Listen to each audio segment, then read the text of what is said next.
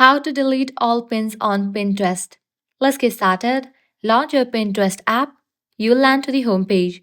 Now at the bottom, you're going to find the Pin option. Navigate to the Profile option. Now click on the profile icon given at the top left corner. Click on the option View Profile. Once you're on your profile page, click on the option of Saved. With that, you're going to find all of your pins, 11 pins. If you want to delete all the pin, what you have to do is firstly head over to the board. Press and hold on it. Click on the option Edit. Click on the option Delete Board given at the very bottom.